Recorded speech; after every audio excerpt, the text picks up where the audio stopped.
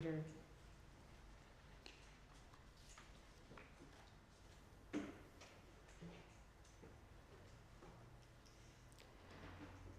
grew up in a steel town called Granite City, Illinois, on the banks of the Mississippi River just east of St. Louis, Missouri.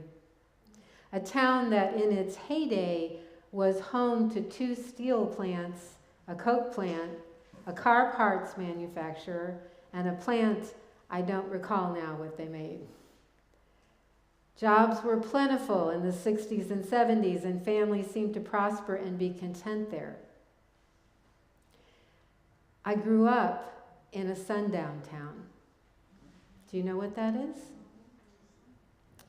It's a town where the residents are 100% white, and people of color know they better be out of the city limits by sundown. My father used to brag about when he grew up, he remembered the last time a family of color tried to move to this town. It was 1926, and their house was burned down. No one tried to move in since then until the late 1980s. My father was a racist, an overt racist at home, but not out in the outside world. I knew the N-word by the time I was 7 years old. In fact, I can recall around that age knowing a racial slur for nearly every nationality, because that's how my father referred to people, because they were not as good as he, in his opinion. I learned later in life a term for that, xenophobia, an intense fear or irrational dislike of people from other countries. My father was Hungarian, so no other country was as good. Only Hungary was. He would even call my mother by either of the 2 Italian slur names that I eventually learned were derogatory for Italians. I also had an aunt on my Italian side of the family who worked at one of the department stores in St. Louis called Famous Bar. And every month, our families on my mother's Italian side would get together on a Saturday night. The men would go into the kitchen to play cards, and the women would gather around the dining room table to talk. And one of my aunts would show her racist tendencies by telling us how she treated customers when she worked at this department store. She hated people of color. I don't say that lightly, she really did. And she would talk about how she wouldn't let customers of color hand her money. She would wait until they set the money on the counter, and then she would pick it up. Then and only then would she take their money. And my mother later, after everyone left, would say, "Oh my, she is so prejudiced." But at the time, when my aunt was telling these stories, she never said a word. My other aunts or older cousins would never say a word. I, as a child or a high school student, for this went on for many, many years, didn't know what to say. I followed the lead of my elders. I was carefully taught. So no one ever confronted her, sometimes even laughed at her jokes, and every month she would tell similar stories and no one would challenge her. And my mother would later tell my father what she said, and how could she say that? This went on month after month, for years and years. I grew up listening to this scenario every month. My father would agree with my mother, and I saw the disconnect, but I didn't challenge my father. How could I? I had learned well the unspoken rule that I was never to question any behavior surrounding racial issues. I was to remain silent. I was carefully taught. I didn't know I lived in a sundown town until I went to college. I went to a local university as I had a scholarship there and didn't have money to go away to college.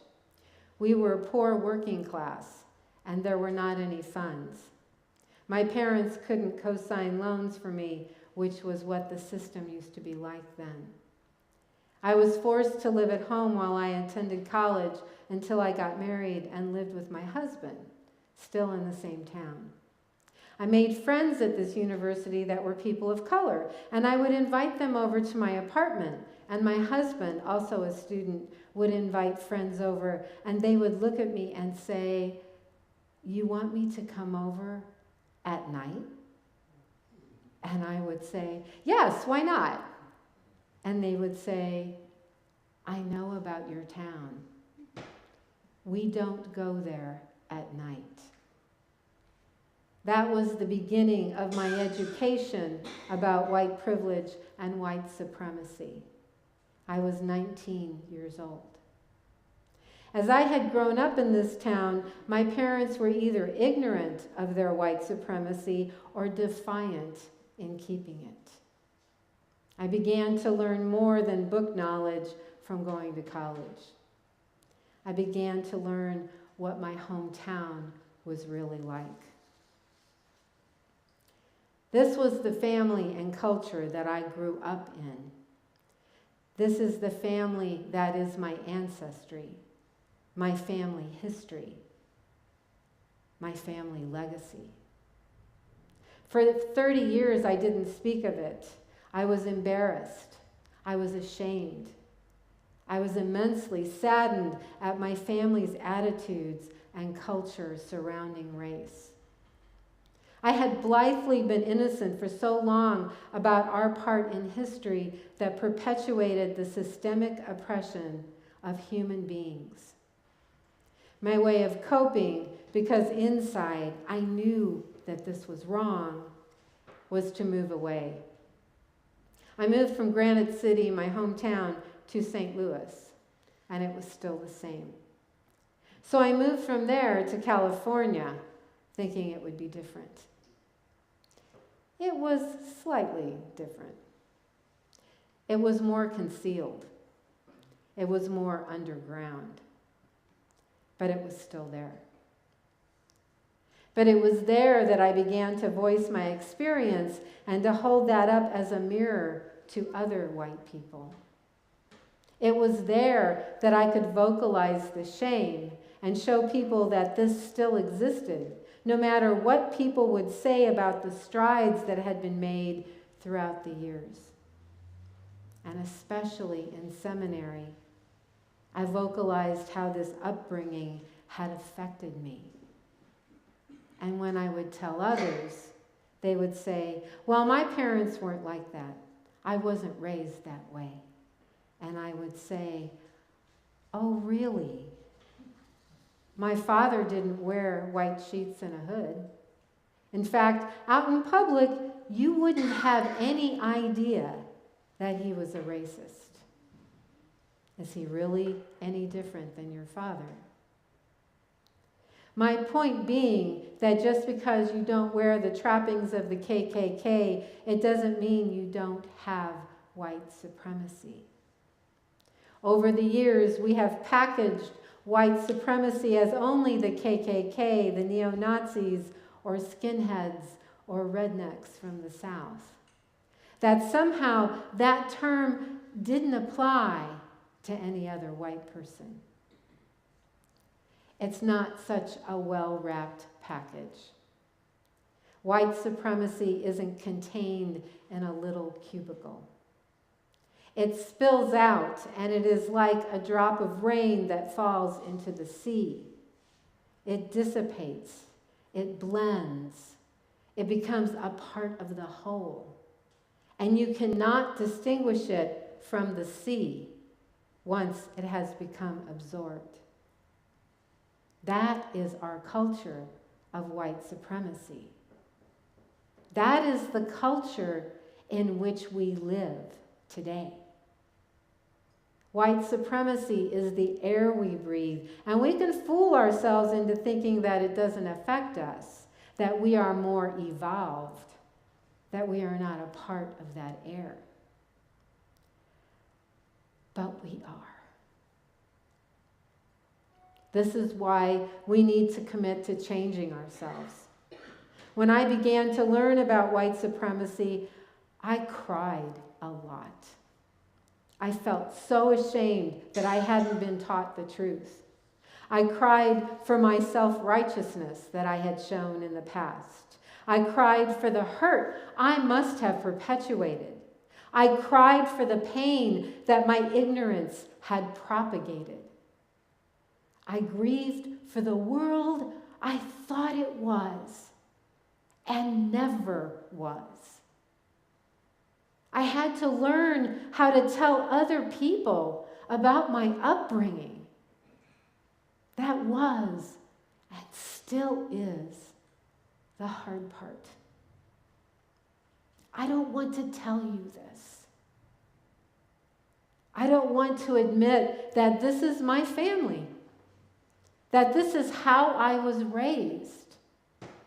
I'm afraid and ashamed, and I want to hide it.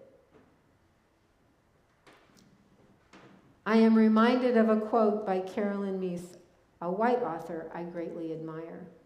She writes, "We are not meant to stay wounded. We are supposed to move through our tragedies and challenges and to help each other move through the many painful episodes of our lives. By remaining stuck in the power of our wounds, we block our own transformation. We overlook the greater gifts inherent in our wounds, the strength to overcome them, and the lessons that we are meant to receive through them. Wounds are the means through which we enter the hearts of other people. They are meant to teach us to become compassionate and wise." So for the last few years, I have come out of hiding. And I say to all white people now, it's time to take action. The time for embarrassment, the time for shame, the time for grieving is over. It is now time for action. We have to get over ourselves and call white supremacy what it is. White supremacy. Having power in a culture just because we are white. That is what kept my father alive. Knowing that he had power over someone, knowing that as a poor person, at least he was better, he thought, than African Americans or Mexicans or Asians. That was where he took solace.